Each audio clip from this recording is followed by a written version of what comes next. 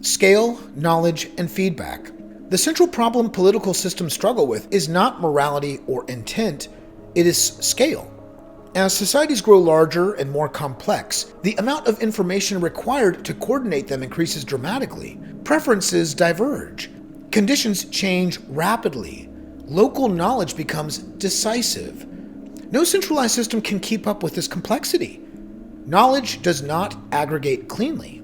The information needed to coordinate society is not statistical. It is situational. It exists in fragments, that is, in timing, context, skill, and judgment, in what people notice before anyone else does, in what they know intuitively but cannot fully explain. This knowledge cannot be meaningfully collected, summarized, and acted on in advance. It emerges only when people are free to respond to circumstances directly. Political systems attempt to aggregate this knowledge through reports, committees, and experts. But by the time information is processed, it is already outdated. Reality has moved on. Scale magnifies delay.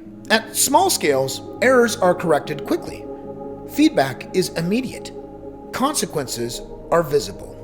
As scale increases, feedback slows. Decisions are filtered through layers of bureaucracy. Responsibility diffuses. Adjustments require approval. The larger the system, the more costly it becomes to admit mistakes. Political systems therefore develop an incentive to persist in error. Changing course signals failure. Maintaining course preserves authority. Uniform solutions fail diverse conditions. Centralized systems must standardize in order to function. Rules must apply broadly. Policies must be general. But coordination problems are rarely general. They are specific.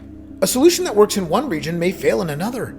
A rule designed for one industry may harm another. A policy that helps one group may burden another. Uniformity simplifies enforcement, not outcomes. People adapt anyway. They comply superficially while coordinating informally. They seek workarounds. They exit where possible. These adaptations are often treated as problems rather than signals. Feedback is distorted by insulation. In adaptive systems, feedback disciplines behavior. Poor decisions impose costs. Good decisions are reinforced. Political systems interrupt this process by insulating decision makers from consequences. Costs are spread across populations. Benefits are concentrated. Errors persist because those responsible do not bear them directly. This insulation is not accidental, it is structural. Without direct feedback, learning slows. Systems drift. Adjustments come too late or not at all. Scale turns correction into crisis. Because feedback is delayed, political systems often experience long periods of apparent stability followed by sudden failure. Problems accumulate beneath the surface. Small signals are ignored. By the time failure becomes visible, it is widespread. Correction then requires dramatic intervention rather than gradual adjustment. This cycle is not a flaw of particular administrations, it is a feature of centralized control at scale. The false confidence of control. Central authority creates the appearance of control. Plans are written, targets are set, compliance is measured. But appearance is not performance. Coordination requires responsiveness, not command. It requires systems that can absorb information continuously and adjust without waiting for permission. Political systems substitute authority for adaptability.